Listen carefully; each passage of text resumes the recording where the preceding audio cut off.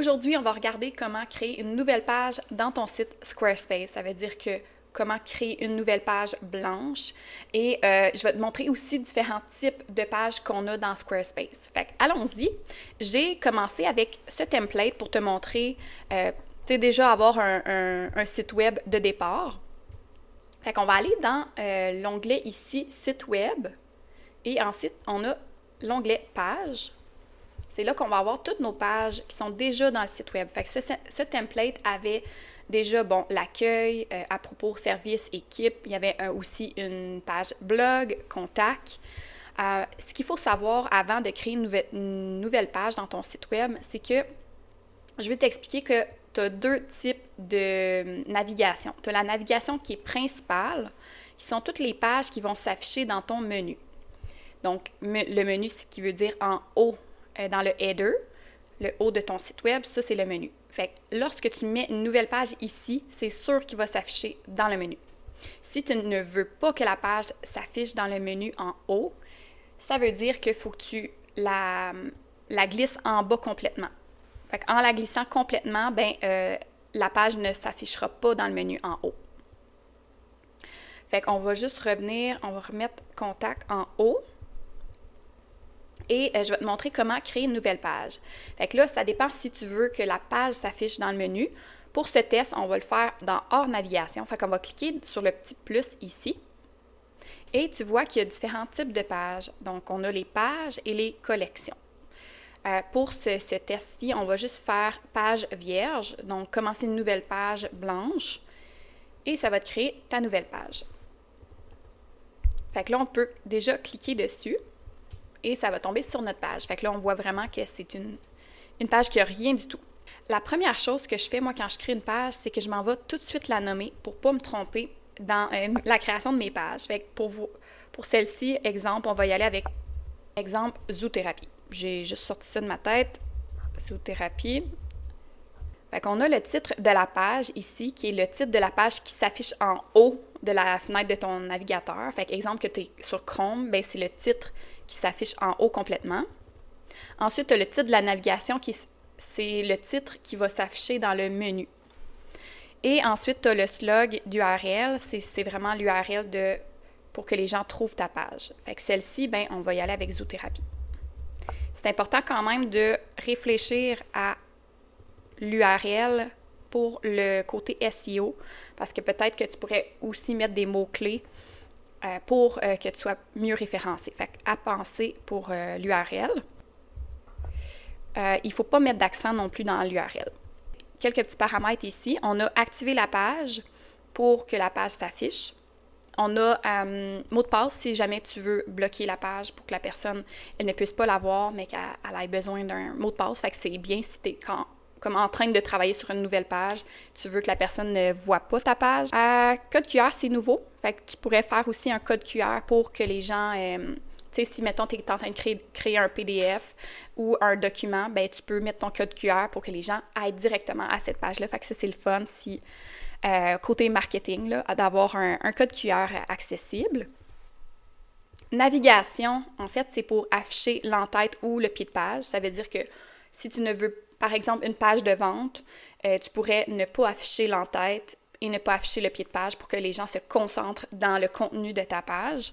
Fait que ça, tu as juste à faire un toggle off si tu ne veux pas qu'il s'affiche. Ensuite, le SEO, c'est tout ce qui est l'optimisation pour les moteurs de recherche. On parle de Google et tous les autres moteurs de recherche. C'est de bien penser à ton titre de la page, de bien penser à la description.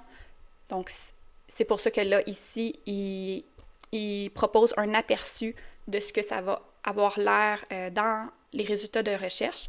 Alors ça, c'est à penser également. Je ne rentrerai pas trop en détail dans le SEO, c'est quand même une autre branche. Sinon, tu peux aussi masquer la page pour les moteurs de recherche. Ça veut dire que si tu ne veux pas que la page se retrouve dans Google, sur les moteurs de recherche, tu dois cocher ça comme ça. Fait que c'est pratique si c'est une page qui est à l'interne dans ton entreprise et tu ne veux pas que les gens la trouvent, tu pourrais aussi masquer la page. Moi, je l'utilise beaucoup parce que j'ai des pages dans mon site web qui sont en back-end et qui sont plus pour mes clients, mes étudiants. Ensuite, on va aller dans Images sociales. Fait que ça, c'est ici, c'est pour ajouter une image lorsque tu vas partager ta page sur les réseaux sociaux. Souvent, c'est comme, ils vont juste afficher le titre de ta page avec une petite description, mais tu pourrais également ajouter une image, que ce soit un logo, une image, un visuel que tu as créé, un graphisme. Ensuite, l'onglet Avancé, c'est quand tu veux avoir du code personnalisé.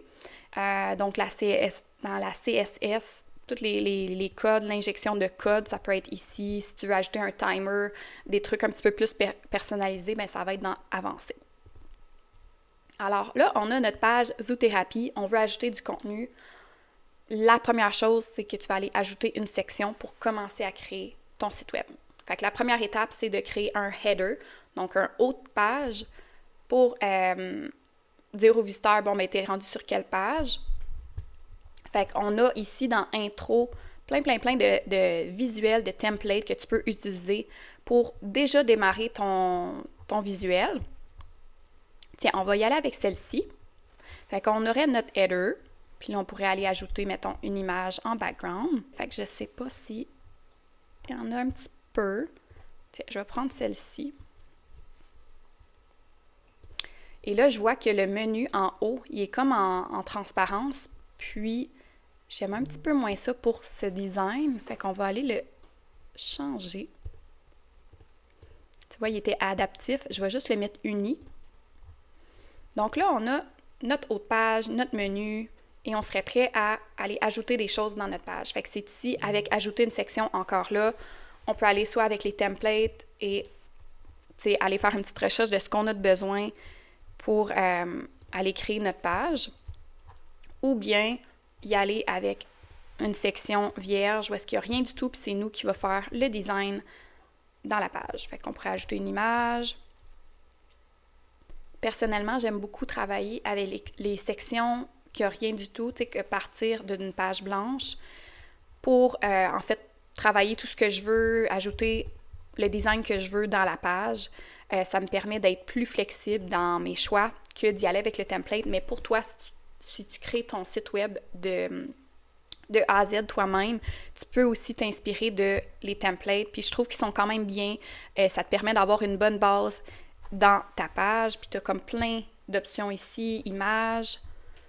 Tu peux ajouter des vidéos, tu peux ajouter des portfolios, des événements. L'onglet service aussi qui est super intéressant d'avoir une bonne base pour créer ta page.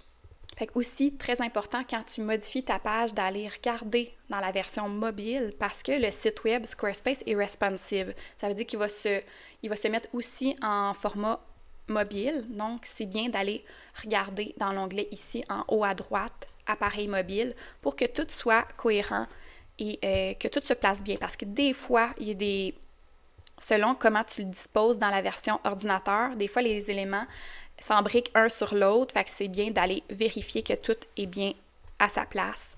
Donc maintenant, on a vu la page vierge, donc commencer une page de A à Z.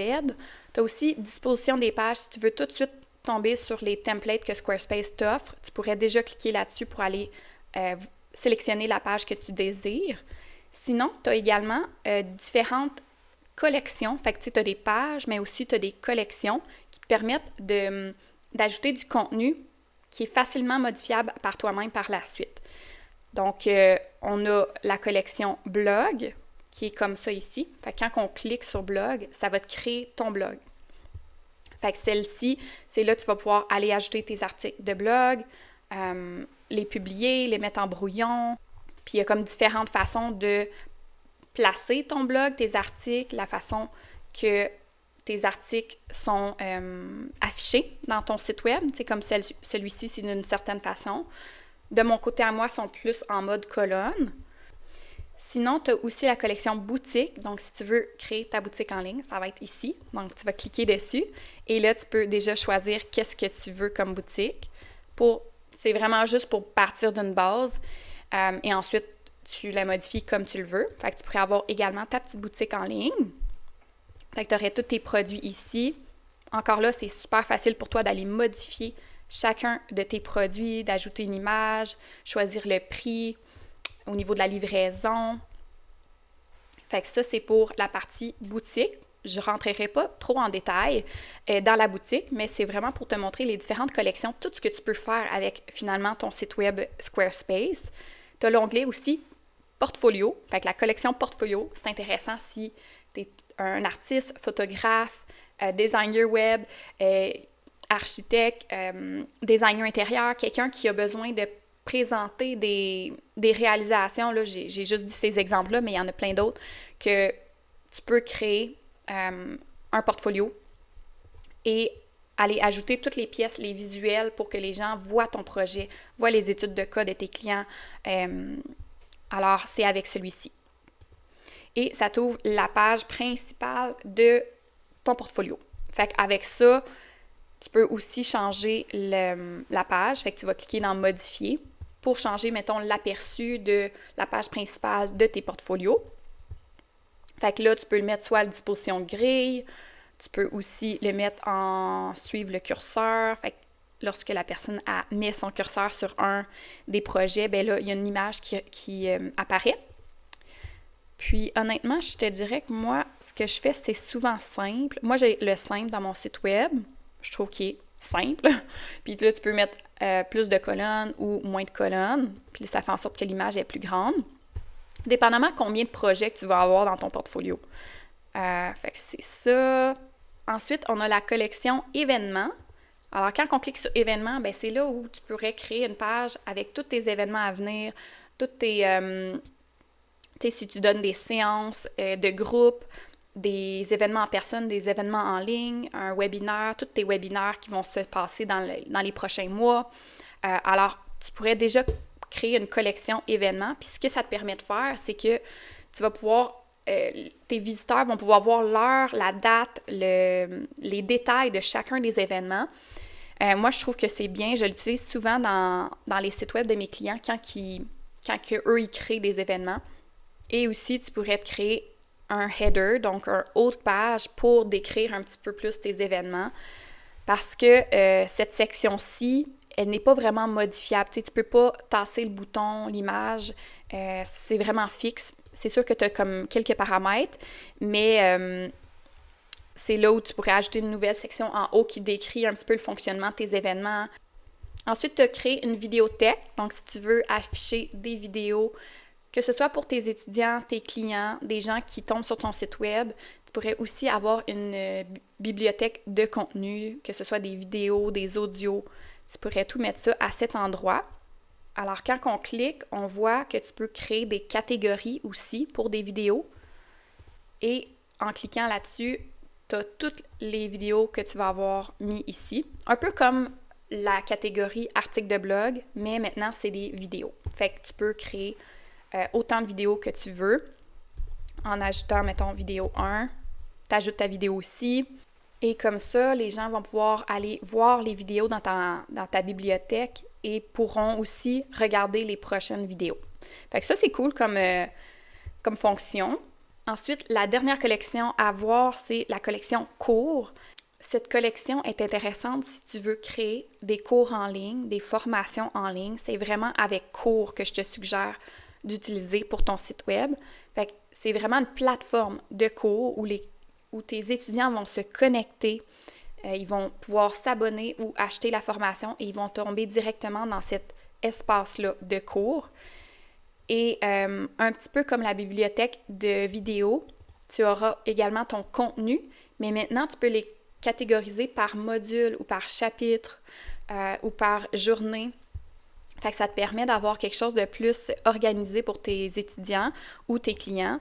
Et encore là, c'est quand même modifiable. Tu peux ajouter un haut de page, tu peux ajouter un entre les deux, tu sais, pour expliquer, les prochains événements ou la communauté, où est-ce qu'elle va se tenir, ou tu sais, fait que tout est modifiable. C'est juste que celle-ci, la section ici pour gérer les cours, elle est un petit peu moins modifiable. C'est sûr que tu peux modifier la disposition un petit peu, mais tu ne peux pas ajouter images, du texte à quelque part là-dedans.